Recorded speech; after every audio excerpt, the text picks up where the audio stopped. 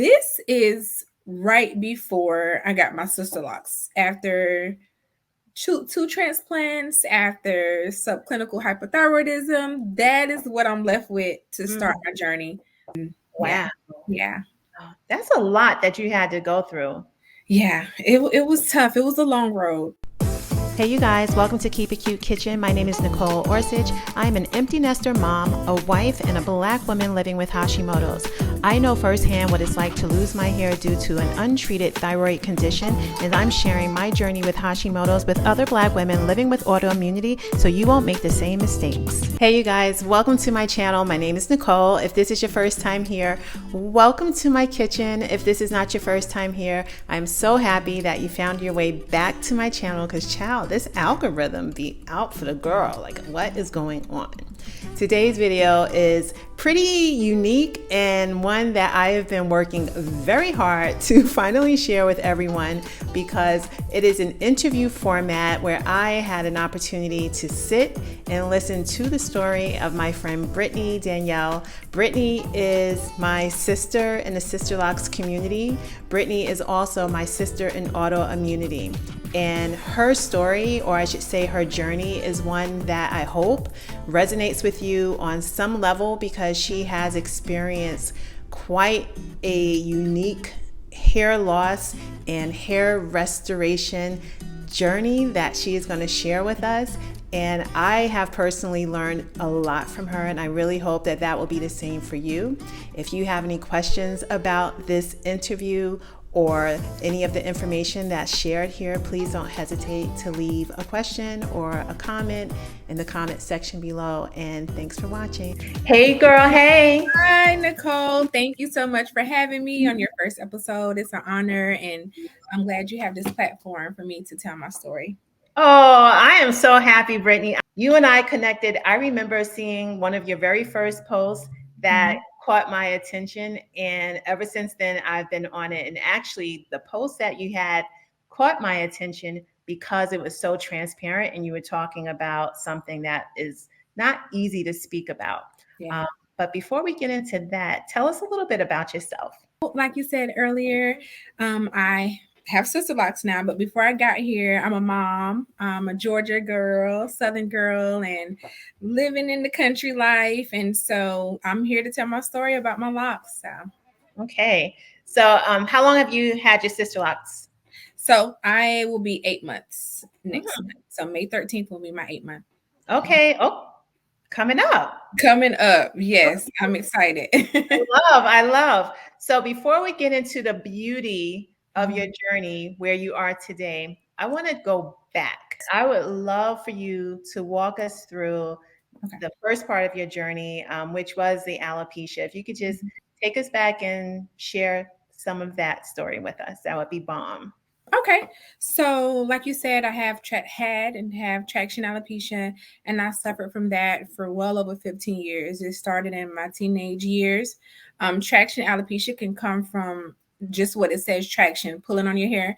So, numerous of hairstyles. I feel like hair is art. So, I just experimented and I actually did a little too much where it pulled out my hair.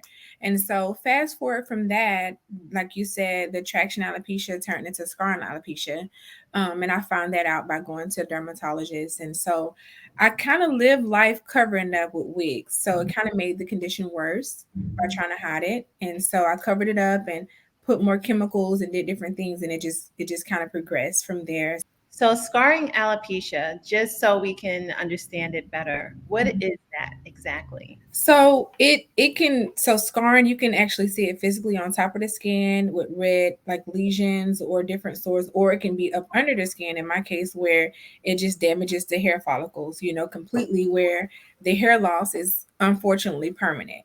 And so before I found that out, I just had a lot of creams, oils, and different things trying to grow it back. And once I seen nothing was happening, I decided to look further to see what was going on. What's something that may have happened that gave you an indication that something was going on your scalp? Like, when did you first start to really realize your symptoms? When it started out, it actually started out with maybe a quarter size of a bald spot. And Mhm. then no matter what I did, because before I have, sometimes we'll pull out a braid and the hair go back. And that spot was just very smooth and the hair around it was rigid and just it would not, no matter what I did to it, it just stayed the same. So it started with a small Mhm. spot.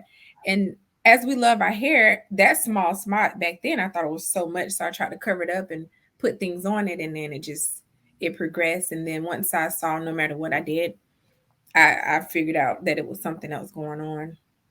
Were you scared? I was scared, to be quite transparent, because I'm here to be honest, I was embarrassed as well. So I like I said, I wore wigs before they came popular.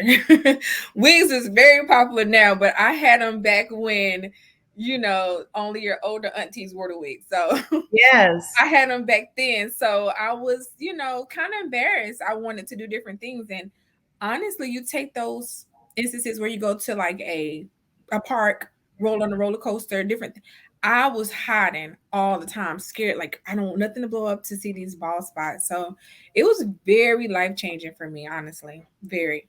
It's funny that you say that because um, wearing a wig is one thing when you have hair, Hmm. and wearing the wig is an option. You're Yes. just like, okay, accessory. I just want a different look today. I want to change up my outfit or what have you. But wearing a wig when you're relying on it, like that's Yes. a whole other vibe.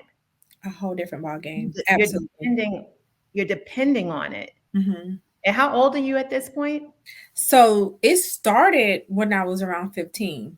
Okay. So on going up through my teenage years until I was in my 20s when I decided, let me look into it. Let me see what's going on. So late 20s. Hmm. How long did it take for you to get any help? Like, did you go to your medical doctor first? I'm just trying to understand the Yeah, so journey. I did. So of course, with different insurance, it just depends on that aspect. If you can just go directly to a dermatologist, or do you have to go through your regular physician, your family practitioner? But for me, because of the type of insurance, it wasn't a big deal because I had a couple of options and the different routes that I can go. Um, Fortunately, by being a veteran as well, I will shout out the VA for this. They offered wigs. They did offer wigs and things like that. What they call them, just cranial prosthesis. I'm sorry. And Okay. so they offered that to kind of help with the emotional aspect of it. But as far as treatment goes, as far as anything big like a hair transplant, they didn't do anything like that. Did you even know that hair transplanting wasn't an option? Like, how did that even come into your mind? Because that's It wild. it is. So what happened, because for me, I'm a researcher, and well, to backtrack, once I found out that it was permanent. So now once I know what I'm working with. So before, I'm doing things what everybody else would do. Go to the store, hey, this is going to grow your hair back. You put this oil on, put this solution on. So I was on that train. And so fast forward, once I got the diagnosis from the dermatologist and said, hey, I'm sorry, looking at it, it's just not coming back as permanent. So to be honest, I knew about hair transplants for Caucasian men, but not for African American women. I've heard of Bosley and things like that. So I said, my dream, honestly, was to put my hair back in a ponytail and not have a wig. And I said, well, let me see if it's anything I can do. And good old YouTube. Okay. Yes, Yes, you do. yeah. I just started YouTube and Googling, and then that's when I ran across a lot. I had a lot of videos with it, but it was one in particular video with a African American woman, and she took me on her journey from start to finish, and her hair looked just like mine, and her end goal was what I wanted my end goal to be. The So ponytail. the hair edges and the hairline. So. Wow. See, Mhm, this is the thing that I would never have thought about or mhm, considered was even a thing because we take things for granted when you have hair. But when mhm, you lose the hair, the most basic desire is what you want. Like the most basic look. It's no longer about the length, the fullness even. It's just mhm, like to have the frame, just to have hair to mhm. cover your scalp because that's all you know. Yeah, exactly. And it's emotional um emotionally as well. Like you can feel not out less than in a sense, because you want to just be free. So that was one of my goals, to have some type of freedom and not cover up. And How many different um, people did you have to go through to find a person to do the transplant? I want to say after I just started reaching out to do prices and just doing my research just to get information, but maybe only about three. Because once I, saw the results, and he was somebody that did African American women, and he actually explained the difference with doing it. He sounded like he knew what he was doing. So it was a no brainer for me after I saw that. Okay. Did you have to travel? I did. I traveled to Florida, Fort Lauderdale. Okay. Wow. So Mhm. how long was the trip? Like your time there? How long was the whole procedure and process? You know what? I stayed there 3 days, but the Uh-huh. procedure only took 2 to 3 hours. Girl, I was sitting up watching Netflix and eating a sub, getting it done. nuh-uh, not watching it. Nuh-uh. Yes, yes, ma'am. So, when you think of hair transplant, I'm sure in some people' mind, you can think like we're under anesthesia. It was locally on my scalp. So here we go. Yep, there we go, right there. This is the first time anyone has seen these pictures other than friends. Okay, So so here yes, we are. So here we walk us through what is happening in the A picture. A was my everyday life. A was what I look like up under the wig. You can just see the side view, but the front view with the light shining on it, it wasn't any hair there. So I didn't have a hairline. It was receding Mm, backwards. So that was very devastating to me. wow. Moving on to B. B is see what I'm doing. I'm on my phone, sitting up with some snacks on the side, and they're implanting the grafts that you see in picture C. Oh, Those are literally the hair follicles from the back of my head. wait, hold on. I have a question about C. Yes, ma'am. So they're they put the follicles in individually. Yes, ma'am.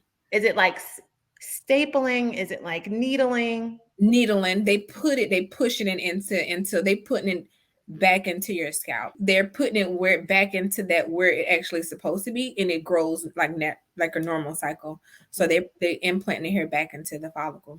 Mhm. Okay. And then what's happening in D? What now? So D is maybe a couple of months after me. I want to say 3 months. So at this point, you can go back to those oils, grease, just any topical solutions that helps with hair growth. So because it's there now, so it's in your scalp. So you want to treat it just like you would treat the rest of your hair. So I'm conditioning, I'm washing it, and things of that nature. Girl, what's popping in E? Because now So you got a whole head of hair coming through in the front. Talk to me. yes, I was excited. So I saw the hair coming in. And so at this point, you can see this is important. I will point this out. You can see it's still a bald spot there. So, Mhm, because if you can see and see, he didn't have enough of my hair to go spread around. So, mhm. E, you see it is growing in. I was excited. This is maybe 7, 8 months in. G is the year mark. So that's my final result. And that's what he tells you. Hey, you wait until the year until you judge your results. You have to wait all the way a year. So these journeys, whichever you decide to go on, requires patience. It does, to be honest, because as you can see, I had to shave all of the little hair that I had on there. You have to shave it all off to get this done. So H, this is right before I got my Sisterlocks. So it's a part of the story in between those two pictures, but that's my final Okay. result. That's H is after two transplants, after subclinical hypothyroidism. That is what I'm left with to start Mm, my journey. Yeah. wow. Yeah. That's a lot that you had to go through. Yeah, it was tough. It was a long road. Definitely, when they say journey, it's been a journey. A lot of twists and turns along the way, but That's a whole journey. So, mhm. before we move forward, I just want to, if you have any words of wisdom that you might be able to share with Okay. someone who's watching this video who Mhm. may be experiencing hair loss, because this is a topic that more of us are having than not? Absolutely, absolutely. So if you're like me and you're tired of wearing wigs and you're tired of covering it up and you were looking for some type of answers, the first tip, if you're seeing balding, not to do any manipulation, stop with the hair dyes, the relaxers, and braids, until you kind of find out what's going on. So that leads into tip number 2, see a dermatologist to get an accurate diagnosis, because you can have those bald spots and do like I did and purchase and spend a lot of money for creams and oils, and your hair loss is unfortunately permanent. And once you see them, they can offer progressive treatments if it's reversible, as far as steroid injections into your scalp. But if it's permanent, they can let you know that by doing a scalp biopsy. So you need to get an accurate diagnosis, and then you can move forward from there. Now, I know that a dermatologist is not the same as a trichologist. No. Is there any reason why you saw a derm instead of a tri? You know what? I think because of me doing my research of just trying to figure it out, it was recommended because they both have information with the scalp. But I just went with the dermatologist. I really don't know. Maybe because I already was seeing one for my actual skin, and I knew that that was services that they can offer as well. And Okay. once I found it out, I just went to see him. It's helpful to work Mhm. with practitioners who Mhm. understand us as Black women, as African American women. Yes. It just helps. Did you prefer to see a Black dermatologist, or what are your thoughts about that? Does it make a difference if someone is looking for a dermatologist? Should Mhm. they zero in on someone who can, relate to who we are in that way? In my case, Yeah. it didn't matter. He was knowledgeable about the skin in general, Yeah. um, and then the scalp. So in my case with a dermatologist, it didn't matter. Okay. But when you lead into a hair transplant, it definitely matters for somebody to understand African American hair and know how to transplant that hair, because your results depend on it. Mm. Mhm. Say that again. That's a word, Yes, girl. your results depend on seeing an accurate doctor for your transplant. The reasoning being, our natural hair, Yeah. just our natural hair in our natural state, has a coil or curl to it, right? So when you implant it in, if they don't implant it accurately, it can coil in and grow back in the opposite way, and then it doesn't produce your results. So they have to be familiar with our texture hair, our type of hair. A transplant for African American women is not that popular. So they're used to fine straight hair from Caucasian men Yeah. for Yeah. other practices. So you have to have a doctor that's knowledgeable with that type of hair for sure. So let's get into these sister locks. Okay. Yes, ma'am. This is Sister this locks. is the day. um, Hmm. I did have multiple consultations, and to be honest, one told me no. One over here was nervous, like, I don't want to touch your hair, transplanted hair. It's very important to get somebody that knows about your condition and is knowledgeable on your scalp, period, and hair loss. So wait a second. So Mhm. she didn't want to touch your hair? Yes, one she referred me to her 'cause she's like, oh, because it seems, because like you said, it's not popular. So Yeah. most people that have it, if you are African American, you have a hair transplant, they don't do anything else to their hair. But Yeah. like I said, I wanted Sisterlocks because I felt like it was going to give me that ultimate freedom that I was desiring. Yeah. Girl, Mhm. you are a brave soul, but I want to say that I completely respect that Yeah. consultant or loctician who is just Mhm. like, this is out of my league, Yes. because I have thin, low density hair. And Hmm. when I sought after my person, it was, first of all, not only was my hair thin and low density, but my Yes. hair was severely like damaged because it has shed out. So I didn't even have from my root to my tip, it wasn't even the same. Wow. Imagine the hair being fuller here, but then thinning out at the bottom into really thin little strands. It's just like, it's almost like my hair went through a shredder. So because I Yeah. knew my hair was complicated, I needed to make sure that I found someone who understood that. And this Yep. is what I'm hearing you say. So I think that that's Mhm.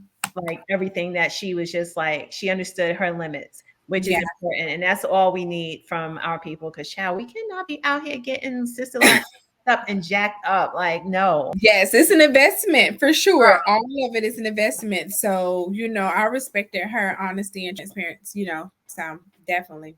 I'm just curious to know, what do you think that if someone is going through this process and through the journey and needing to communicate to the consultant or loctician what her issue is, how would you suggest she even communicate her issue? Like, how do you go about saying it? What is there Yeah. a right or wrong way? What are your thoughts? Well, no, it's no right or wrong way. Just kind of explaining it, just explaining the story. So once when I was looking for a loctician, I'll say, hey, I just told them up front what was going on, just so they can be aware of my hair. Because like I was saying earlier, I'm still left with a couple of bald spots still left. It's still thin in hair in those areas. So I wasn't even sure if I can get them. So once you approach them, you let them know your condition, and just, hopefully they're a loctician that is, that has integrity, so they can say, hey, I can't handle this, and, or refer you to someone else. Right? Oh, yeah. What is something else we might be surprised to know, even though you have a hair transplant? Even though I had a hair transplant, unfortunately, after my hair transplant, which I don't have thick hair now, so which is having an autoimmune issue. For me, it's subclinical hypothyroidism, and dealing with thyroid, whether you hypo or hyper, you can suffer Yeah. with hair loss and thinning hair. Yeah. So that was another, hump and kind of mountain I had to get over.